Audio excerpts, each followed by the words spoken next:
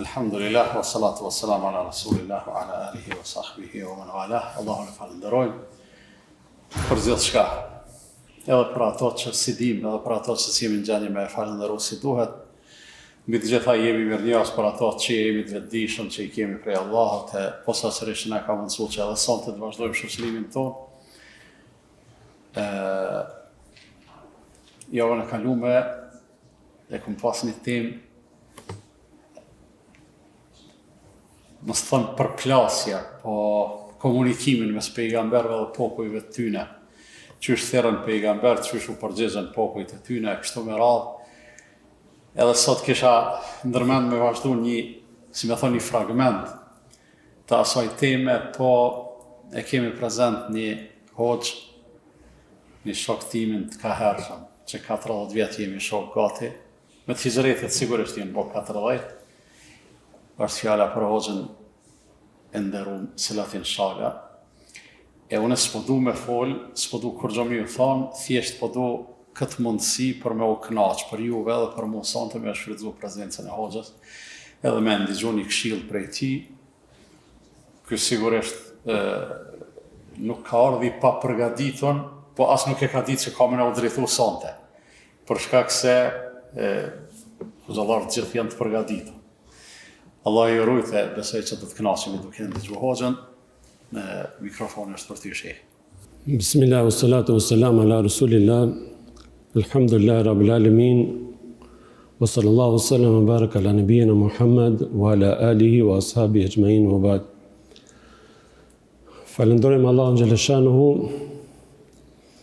të cilët i takon falënderimi dhe asesi nuk arrim ta falenderojmë ashtu siç e meriton. Dërgojmë selavat për pejgamberin alayhis salam, të dashurin e tij dhe të dërguarin e tij, që Allah xhaleshan na i dërgoi si përgëzues dhe qortues para ditës së gjykimit.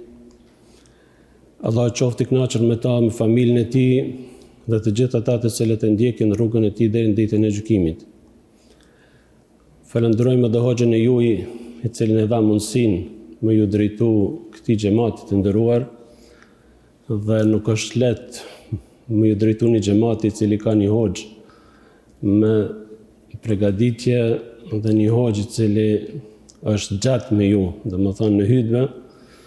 Mirë, po neve sipas mundësive tona modeste, po kemi dëshirë që të përkujtojmë vetin dhe juve me disa cilësi të cilat na ka porositur Allah xhaleshanu që si besimtar musliman ti kemi parasysh dhe të ruajmë vetin në mënyrë që mos bim në ato sprova dhe në mënyrë që të ngritemi me cilësi të bukura të Allah xhaleshanu. Allah në Kur'anin famulart një sure komplete ka quajtur në emrin e njërit prej pejgamberëve, dhe në këtë sure edhe ne ka treguar sfidat me të cilat ballafaqohen njerëzit në këtë botë, por shpesh herë sprovohen edhe të dashurit e tij, siç kanë qenë njerëz më dashur të Allah xhaleshanu, pejgamberët e Allah xhaleshanu, dhe Allah xhaleshanu i ka sprovuar deri në atë mas, saqë për neve disave ndoshta na duken që janë shumë të rënda dhe të papërballuara. Mirë, po në fund kësaj sura Allah xhaleshanu ka thënë laqad kana fi qisasihim ibra, në tregimet që të ndëgjuat dhe të ndëgjoni në këtë sure janë këshilla dhe janë mësime të cilat besimtarët duhet i marrin prej tregimeve të Kuranit që janë më të saktat, por edhe prej ngjarjeve dhe sprovave të cilat i kanë pasur ata që ishin para nesh, duke filluar prej më dashurve të tyre pejgamberëve e pastaj edhe ata të cilët i pasojnë. Prandaj Allah në këtë surën e ka përmendur rastin e Jusufit alayhis salam, pra kemi fjalën për surën Jusuf, që ne do të marrim disa prej mësimeve të kësaj sure, se kjo surë është e gjatë dhe preferojmë që çdo kush ta lexojë kohë pas kohe, sepse është një surë e cila i qetëson zemrat e besimtarëve, dhe disa prej dietarëve thonë nuk ka njeri që është në dert, është në mërzi, e ka ndoj telashe që lexon këtë sure e që të mos ndjej një qetësi. E në veçantë nëse kësaj sure ja bashkangjit edhe leximin e përkthimit për ata të cilët nuk e kuptojnë arabishtën, atëherë shef se sa sprova, se sa telash, se sa njerëz kanë pas para neve, dhe ato tuat cilat kanë ngarkuar edhe të kanë shqetësuar, sigurisht se kemi ndi që janë shumë të lehta dhe të kalueshme, sepse ashtu siç kanë kaluar këto sprova të këta rob dashur të Allah xhaleshanuhu, ashtu do të kalojnë edhe të ne.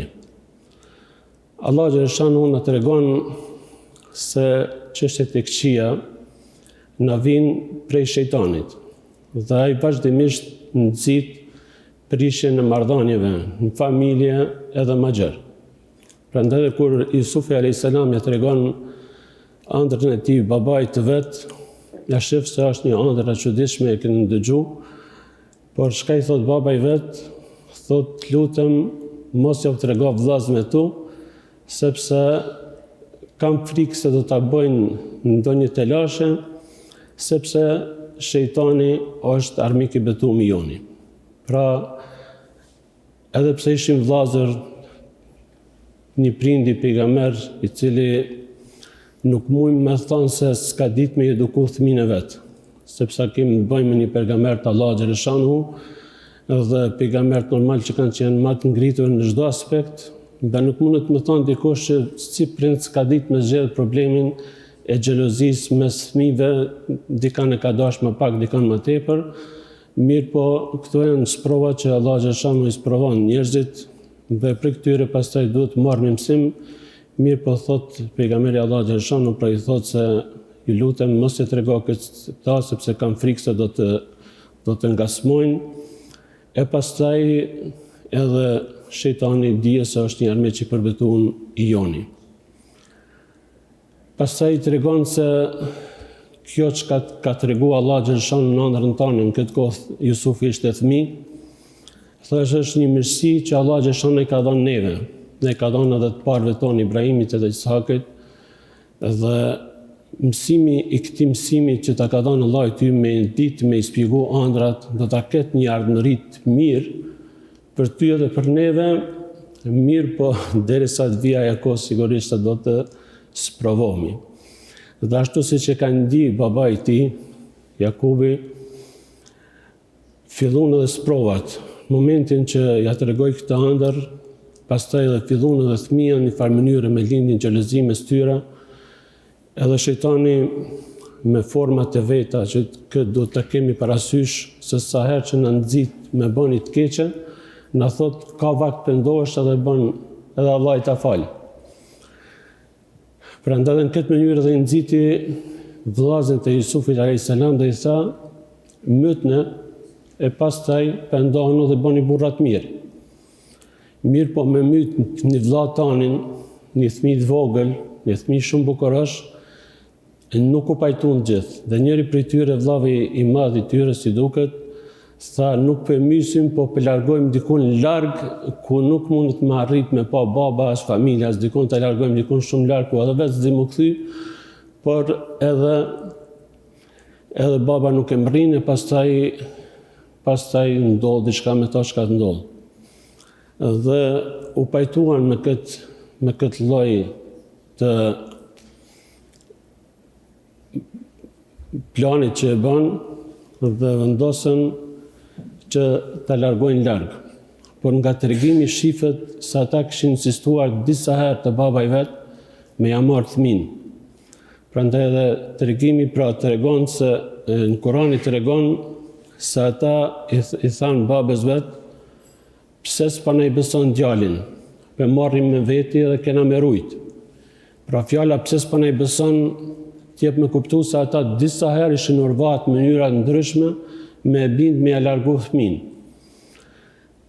Mirë po nuk u ndalshin nga kjo, derisa më në fund arritën me bind dhe i thanë se nëse na jep fëmin, na të garantojmë se kena me rujt. Edhe në del edhe ai me neve, pse pe manë gjithë afër vetit, e këtë ndjen që kishte baba i vet, nuk mujti me msheh, po i tha, une drejten me thonë nuk muj me përballu mos me pas afer. Nuk muj me përballu mos me pas afer, edhe kom frikë se na ju han ujki e ju jeni të angazhu mas lojnave t'juja. E ata kjo si kur ja murë shejtani si inspirim këtë fjallë edhe i mësoj që pastaj masi e futën në një grop Jusufin a.s. Kur u këthyn, thanë, o baba jonë, na kena shku me lujt, edhe kena lënë Jusufin të teshat tona, edhe ka hongër ujku. Pe ranë men ajo derti që kishte baba i vetë, edhe ju tha, ne ka hongër ujku. Pastaj çka morën si argument që ka hongër ujku, wa gjau ala kamisi i bidemin këdhib, e sollën këmishën e tij me gjak të rrejshëm. Sepse është normale që shtazët që janë qifti ujkut e me radhë kur e sulmojnë dikan nuk është se nuk ja dëmtojnë teshet. Dërsa ata kishin sjellë teshen e vllavut vet të bërë me gjak, mirë po ishte e pa shkepër, e pa shkyrë, e pa ngrisur.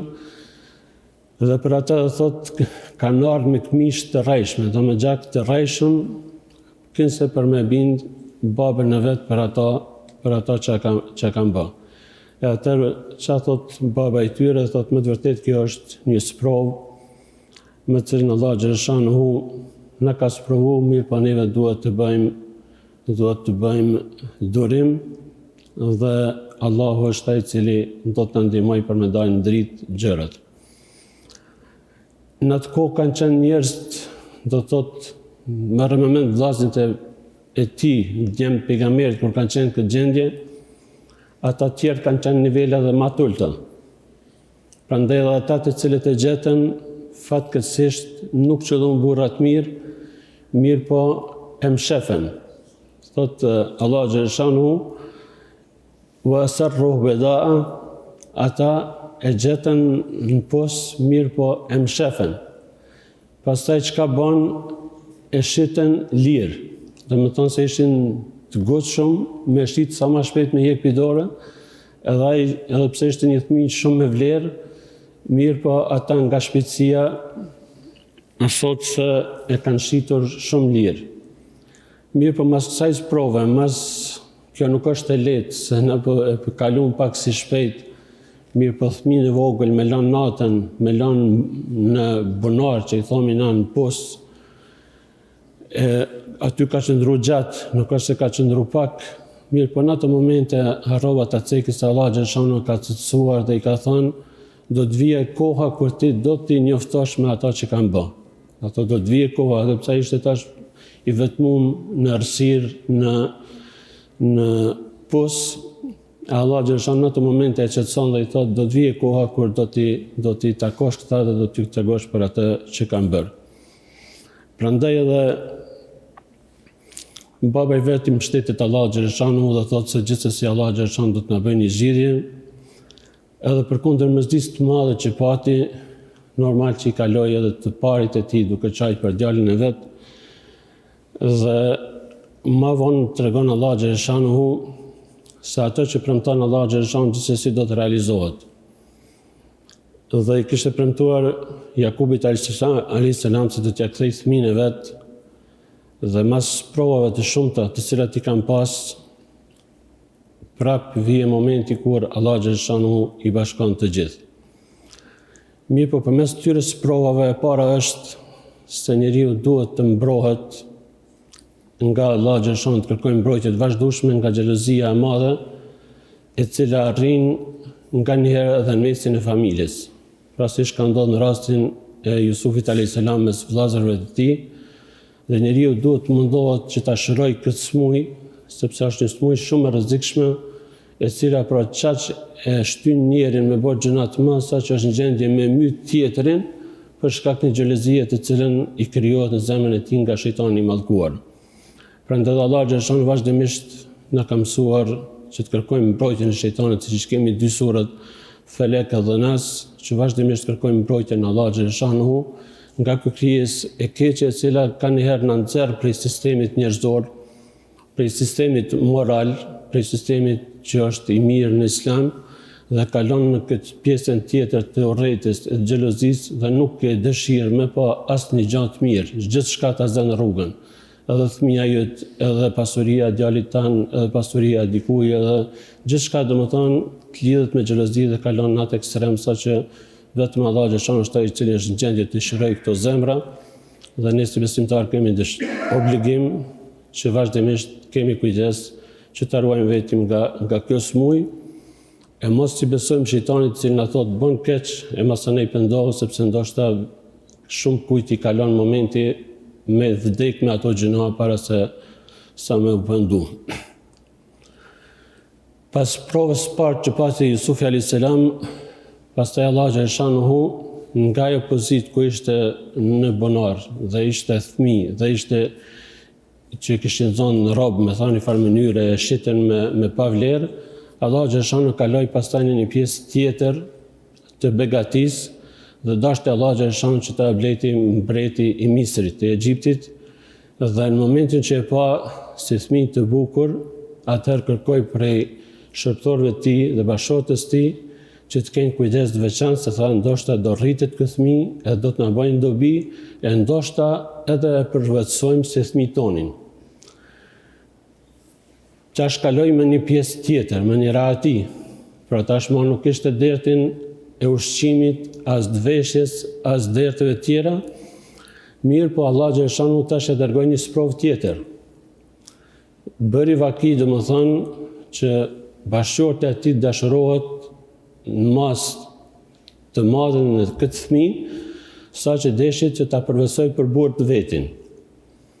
Dhe i bëri gjitha përgatitjet për ta përvetësuar, saqë Allah xhaleshanuhu thotë e ka thirrë me i shërby, ai ka qenë aty në atë shtëpi për me shërby, s'ka mujt me ja kthy fjalën as gruas të mretit, as dikujt tjetër që kanë qenë në pallat, edhe ajo e thirr një ditë për me hinë të dhoma vetë me shërby. Mirë po zakonisht për me shku drejt të dhomat e këtyre zonjave, nuk është të vesh një derë edhe drejt me shku. Mirë po ka pas disa dyrë, të cilat është dashur me i kalu për me shku deri te ajo. Ajo çka ka bë, i ka urdhënuar shërptorët kur kanë dalë për jashta, i ka thënë ka dilni këtë dyert me mbyll. Domethënë se Allah për shkak thotë wa ghallaqatil abwaba wa qalet hayta lak. Ja ka mbyll gjitha dyert dhe i ka thënë që tash s'ke çka me bë, duhesh me ju përgjigj kërkesave të mia. E ky çka ka pas me bë tash në atë pozitë?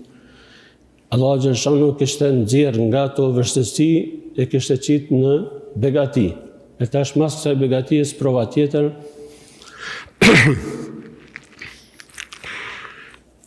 e kujton të mirën Allah xhaleshanuhu dhe thot, o Zot, vetëm ti mundesh me mbrojt për kësaj. Po aja nuk ishte prej njerëzve që merrte vesh në Zotin, e se ky i tha me adh Allah, kërkoj mbrojtjen e Allahut. Pra, kur t'ja përmend Allah xhaleshanuhu besimtarit ndalet, mirë po kjo nuk ishte në atë pozitë me ditë kush është Allahu, prandaj i thot ky në atë vetën si besimtar thot me adh Allah, kërkoj mbrojtjen e Allah xhaleshanuhu, ndërsa asaj i flet pastaj në gjuhën e saj dhe i thot burri yt më ka bërë shumë mirë dhe shumë është sjell mirë me mua, prandaj nuk mund ta toleroj vetin me bën një shkelje të tillë. Pra i mori dy mundësitë për më mbrojt nga sherrri. E para kërkoi mbrojtjen e Allah xhaleshanuhu i cili është i gjithfuqishëm për ta mbrojt, dhe e dyta e kujtoi, domethënë me mirësinë e burrit vet, edhe i tha se o sjell shumë mirë me mua dhe nuk mund të toleroj që ta bëj një gjë të tillë. Prandaj edhe tenton me ik, domethënë me i thyt gjitha ato dyra dhe me ndal jashtë edhe mos me u përgjigj kërkesës saj. Prandaj Allah xhaleshanuhu përshkruan ikjen e tij nga ajo dhe se si e ka tërheq nga mbrapa dhe e ka shkruaj këmishën si argument se është duke ikur, por ka dash Zoti që është bot pullovi me aty një derë 2, 3, 4, 5 sa dyrë kanë qenë atje, bëhet zhurum, edhe mbretin dëgjon dhe i takon të dera.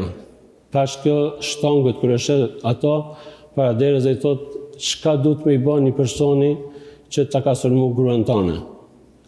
Duhet me burgos ose duhet me dënu diçka shumë keq. Në këtë rast, Jusufi a.s. të regon të vërtetën dhe thotë, unë nuk e kam sulmu. Unë nuk e kam sulmu, po kjo më ka sulmu mu.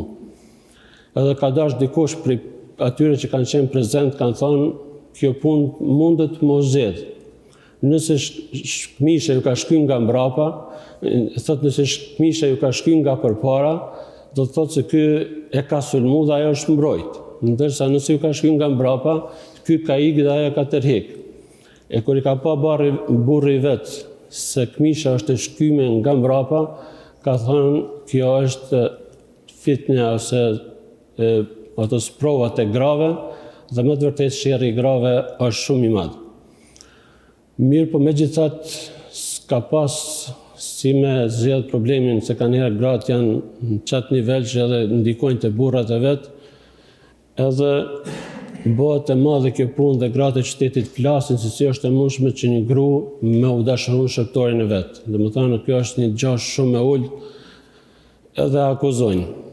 Çka bën ajo? I thirr gjitha gratë zonjat e qytetit, ju përgatit ushqim, ju përgatit vend me ullë mirë, ju jep thikat për me i prej ushqimet, edhe pastaj i thot hajde shërbeju. Edhe kur hinë mrenda Jusufi a.s. edhe në këtë rast jo që ka pas dëshira me integrat, mirë po nuk ka mujt me ty urdhrin e zonjës vetë, edhe kur hinë e shofin gjitha ato, se është një krijes shumë e veçantë, është shumë i bukur, edhe thonë ky nuk është njeri, ky qenë ka një melaçe.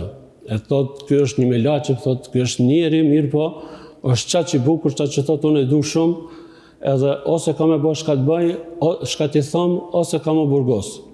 Në këtë rast prap Jusufi a.s. bën lutje, o Zot, burgi është më i mirë për mu. Burgi është më i mirë për mu se sa me ju përgjegjë ftesës çka për kërkon kjo. Edhe Allah xhaleshani përgjigjet ftesës tij dhe ja bën që të burgoset disa vite, në mënyrë që ndoshta Allah i din shësirat më të mirat, më së miri, që edhe që pak qetësohet situata, dhe ati i bjen me nejt në burg disa vite, që mendohet që mund tjetë deri 9 vite, se të arab përdoret fjala disa, nuk e kalon 10, por mund të arrijë deri afër asaj kohe, dhe ai mbetet në burg në atë kohë. Gjatë kësaj kohe, veç ishte pjekur, ishte i rritur pak, dhe gjatë kohës në burg e shfrytëzon të rastin që njerëzve t'i ftojnë në islam, të shpjegoj për fenë e vetë, për fenë të parëve të tyra, të ti. Dhe në këtë rast e ka shënuar Allah xhaleshani njërin prej tregimeve që ka pas me disa të burgosur dhe ju thotë se 2 prej tyre kishin pa ëndër. Njëri kishte pa një ëndër se është duke i dhënë me pi zotërisë vetë, ndërsa tjetri thotë e kam pa një ëndër se jam duke bartur diçka mbi kokën time dhe janë duke hangër zosh prej ti. Prandaj thot po të shohme që jeni djalë shumë i mirë, një burr shumë i mirë, a ke mundësi që më na i spjegu këtë ëndër. E ky shfrytëzon rastin se njerëzit kur janë në nevojë diçka dhe të vesin diçka, atë janë gatshëm edhe më të ndëgju. E ky thot ëndrën gjithsesi do t'ja shpjegoj, por do t'ja shpjegoj kur vjen koha ushqimit. Pse koha ushqimit? Sepse në kohën ushqimit ishin gjithë atë grumbull, ishte prezenca më e madhe. Prandaj thotë gjithsesi do t'ju tregoj, por po e lam kur është koha ushqimit. Atëherë në këtë rast e shfrytëzon rastin dhe ju tregon për historinë e vet, për prindit e vet, dhe thotë se unë jam larguar nga një popull i cili nuk e besojnë Allahun xhaleshanuhu, një popull i cili nuk e besojnë ditën e fundit. Unë jam pasuesi i Ibrahimit, Ismailit, Ishakit, na jemi njerëz që Allah xhaleshana ka begatuar me të mirat e tij dhe me fenë e tij, dhe kjo që besojmë na është më mirë se sa ata që besojnë tjerë. Zotrat që i adhuroni ju nuk është se ju sjellin ndonjë dobi, ndërsa Allah xhaleshana ka urdhëruar që të adhuroni vetëm një Zot dhe vetëm atij t'i përkuleni dhe të plotësoni adhurimin ndaj tij. E sa i përket ëndrës, pastaj ju thot se njëri prej juve do të jep me pi, do të shërbej prap do ta shërbej prapë zotërinë e vet, ndërsa tjetri do të prangostet dhe do të hajnë zosh prej tij. Prandaj thotë kjo ishte ëndra, mirë po mes ëndrës edhe kësaj që e shpjegoj ka mujt më herë më ju tregu, pra e shfrytëzoj rastin që të ftojnë Islam të gjithë ata sa ishin në burg. Dhe pastaj gjithashtu don të tregoj nivelin e vet dhe besimin e vet që kishte në Allahun xhaleshanuhu, dhe se ishte rob i sinqert, dhe pas ëndrës që pastaj mbreti dhe pas shpjegimit që ja bëri, ai tha, ma sillni këtë person këtu, që t'jetë të unë. E ky tha, unë nuk mund të vi derisa nuk e merr vesh çështjen e grave edhe çështjen pse jam burgosur. E kur i veti gratë, si ishte muhabeti atë ditë kur ju të bëj gruaja jam këtë grave, çka ju boni ai djali që u dash me shtim burg? Ato thonë, valla na s'kena pa kur gjë të keqe. Ai ishte një djalë shumë i mirë, shumë i sinqert, edhe gruaja mreti thotë, tash doli vërtet në hak, unë jo maja e cila e kam thirrë për me ardhë ka hunën, ndërsa ky është një djalë shumë i sinqert.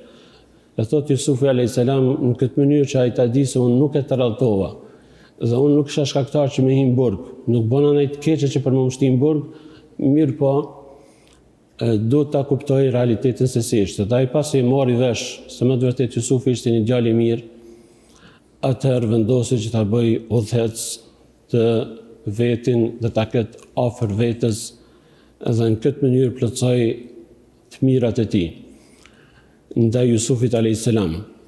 Po në këtë rast, pra në këtë tregim marrin një mësim të shkurt se njeriu kur ka begatit e Allah xhaleshan duhet ditë i ruaj ato dhe pastaj të ruhet prej provave, sepse ndoshta në shiqimin e parë duken që janë mirë po në fshehtësi mund të kenë pasoja të mëdha për atë person. Shiqimin e parë me i ofru martesë gruaja mret dikujna, mendon se u bë qirak. Pra mendon që shkojnë pallat, u boj pasur, era ato jetën e vet. Mirë po, kjo martesë ilegale të Allah xhaleshan nuk është e pranueshme dhe është zina dhe e cila të shpihen në xhenem. Prandaj këtë frikë kishte Jusufi a.s. Kjo po më ofron martesë, mirë po kjo martesë nuk është legale për shkak se ajo është vetë e martuar, ndërsa ajo që po ofron do të thotë është ilegale dhe është zina, dhe sikur të ndëgjoj qefin e saj, ndoshta në shimin e parë duket se u rahatova, mirë po as se jo, sepse ligji i Zotit është ndryshe, dhe për këtë dhe kërkon mbrojtjen e Allah xhaleshanuhu. Dhe Allah xhaleshanuhu pastaj e sprovoi, mirë po mas kësaj sprove ja dha të gjitha të mirat dhe mas i doli e vërteta në shesh, sepse mbreti mori vesh se ky ishte një djalë i sinqert dhe gruaja e tij dëshmoi se nuk kishte ndonjë të keqe mes tij dhe tij dhe Jusufit a.s. Pastaj dhe i tha eja dhe çfarë mund të ofrojmë? Çfarë mund të ofrojmë? Atëra i tha më bër udhëhec të thesarëve ose si thonë guvernatori i shtetit, sepse unë e njoh shumë mirë këtë punë dhe di ta menaxhoj. Dhe kjo ishte pastaj edhe shkaku që Allah xhaleshanuhu për shkak skamjes që ndodhi, ja solli edhe familjen e tij më vonë dhe i bashkoi të gjithë. Por për të arritur këtë sukses, normal që Allah xhaleshanuhu na mëson që neve duhet të jemi të gatshëm me bë durim në provat e Allah xhaleshanuhu dhe ajo që premton Allah xhaleshanuhu gjithsesi do të ndodhë. Prandaj edhe shifet tregimi i Jusufit a.s. se e keni ndëgjuar dhe lexuar, kur i thot Jakubi a.s. pak para takimit, thot po ndi erën e Jusufit. I thonë ti hala jemi ato tregimet e mëdha. A din kur ka vdek Jusufi, a din kur ka humb Jusufi? E ky thot, unë e di që ju po më çortoni mirë, po unë kam ndjenë që ajo është gjallë.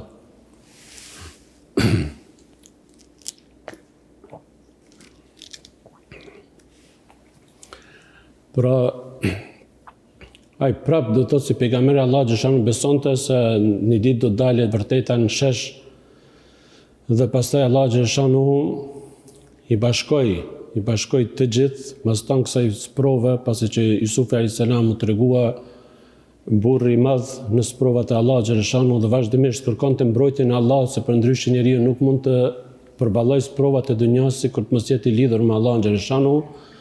Dhe pasi që erdhi në këtë pozitë, atëherë Allah xhashan ja bëri të mundshme që t'ia kthej edhe familjen e tij, edhe babën e tij, edhe familjen e tij, edhe ëndrrën të cilën e kishte pasur t'ia bëj realitet.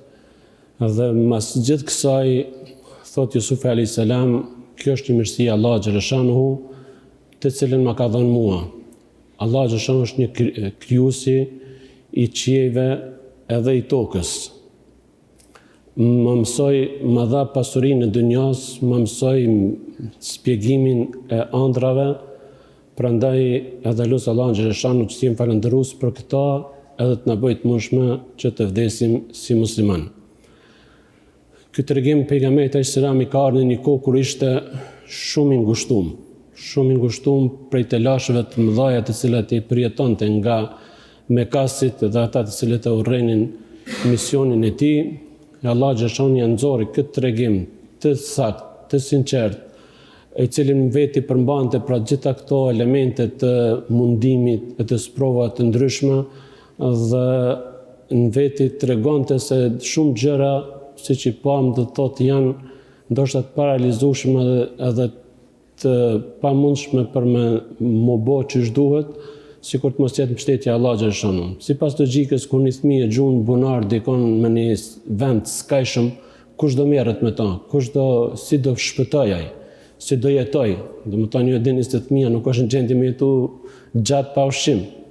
Mirë pa Allah xhashan u bëri që të jetoj. Prandaj edhe pejgamberi alayhis salam tregon se këto tregime që ti treguam ne për Jakubin, për djemtë e tij, për statet si është zhvilluar, pra është një element i fortë i cili tregon ty se edhe daveti yt, edhe thirrja jote do të jetë e suksesshme mas këtyre provave që i përjetonte pejgamberi sallallahu alaihi wasallam. Prandaj edhe Allah xhashan i thot pejgamberit sa ti edhe sikur me dasht krejt nuk bëhen musliman. Mirë po ti ke mision për me kry davetin tanë dhe misionin tanë, përndryshe walau harasta, edhe sikur ti të insistojsh, shumica njerëzve nuk do të jenë në islam. Mirë po pejgamberi selam kishte obligim ta përmbush misionin e tij, ashtu siç edhe secili prej neve nga pozita e vet ka obligim që të kryejë atë emanet që e ka mbi veten e tij, duke filluar nga vetja që ka obligim të edukojë në islam dhe të mësoj parimet bazore të islamit për të jetuar vetë si musliman dhe për të vdekur si musliman, pastaj për të munduar me edukua ata të cilët i ka për rreth dhe që i don më shumti nga bashkëshortja e vet, e fëmijët e vet, e kështu me radhë, dhe të mos lejoj që çështjet e kësaj bote të ndikojnë që neve të na prishin rahatin, dashurinë, respektin të cilën duhet ta kemi në mes veti. Lutem Allah xhashanu që kemi dobi nga Kurani vazhdimisht dhe ta lexojmë vazhdimisht, po përsëris prap ata të cilët nuk e kuptojnë arabisht kanë kënaqësi të madhe ta lexojnë, edhe nëse nuk e kuptojnë tekstin arabisht, sepse secili që lexon ka një kënaqësi të madhe që e ndjen në zemrën e vet dhe nuk mund ta bashkojë askush tjetër. Ata të cilët kanë mësuar ta lexojnë, të shoqërohen sa më tepër, ata të cilët janë vonuar le të fillojnë se nuk është vonë. Kemi shumë raste që në moshën e pensioneve njerëz fillojnë me lexu Kur'anin, me shku te hoxha me mësu Kur'an, dhe vitin e kaluar e kam pas një pensioner rreth 70 viteve në Gjermani, e tha kur shkojsha më herët më mësu te hoxha, ata i kanë nxënës po ki vakt më ardhës mësojke. E dikura kur dola në pension të e thash unë mos kam dal pijamis derisa të mësona. Mirë po leximin që e bëri, do të thotë ishte vjet numre, leximin që e bënte më jep ke përshtypjen se është duke lexuar gjatë. Domethënë çaq bukur lexojke, saqë më dha përshtypjen se ishte domethënë prej Maqedonisë, dhe zakonisht që mësu këta të Maqedonisë kanë mësuar i tepin para se më shkon në Gërbet, dhe thash se ky sigurisht ka mësuar i tep te hoxha, mëse ne në Gërbet u morr me Gërbet, dhe tash prapë është kthy mirë për një lexim shumë i rrjedhshëm. Më pastaj ty bisedu me tonë, tha hoxh, ndoshta beson, ndoshta nuk beson, ta ponë para një viti diçka kam fillu me mësu Kur'anin masi që jam dalë në penzion dhe mashallah do të thotë që Allah xhashoni kishte lehtësu dhe lexonte shumë bukur, shumë rrjedhshëm, saqë po them nuk mushem me dallu që nuk ka një background shumë të gjatë. Prandaj duhet, po them, nuk është vonë asnjëherë sepse është premtimi i Allah xhaleshanuhu, i cili thotë wala kad yassarna al-Qur'ana li dhikri fa hal mudakkir. Ne kemi lesuar Kur'anin, veç ka dikush për juve që e përsërit. Pra ka dikush për juve që e përsërit, se nuk është vonë për asnjë moshë, për gjithë është i lehtësuar nga Allah xhaleshanuhu. Bile për ata që kanë vështirësi gjatë leximit, kanë shpërblim të dyfisht. Në mendojshmi që ata që lexojnë është një hadith që është me melaqet e larta. Ajo është ashtu se ata që lexojnë rrjedhshëm shoqërohen me melaqet mirë, po këta që lexojnë dhe kanë vështirësi, këta kishin shpërblim dyfish për shkak të një shpërblim pse po munohet e një shpërblim pse po lexon. Kështu që motivet për më marrë me Kur'anin si musliman janë të gjithanshme dhe asnjëherë nuk është vonë. Vonë është me me vdek para se me ditë me lexu, për ndryshe sa të jemi gjallë kemi shancat e mundshme. Inshallah xhashon në bën dobi për asaj që dëgjuam. Në vjen keq nëse ju kemi marrë pak kohë të zgjatur, por inshallah xhashon në bën dobi për asaj që lexuam, për asaj që dëgjuam. Porosia e madhe është domethënë që vazhdimisht gjejmë një kohë gjatë ditës të lexojmë. Të lexojmë vetë, të ngojmë tash alhamdulillah kemi edhe në televizion e sene, mirë po veç me ngu ka njerë për mdoket për na bën demel.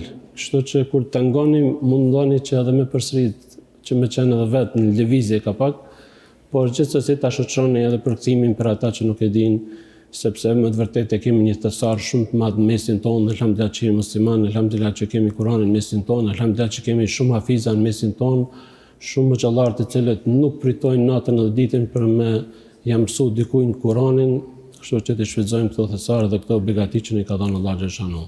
Allah ju shpërblet.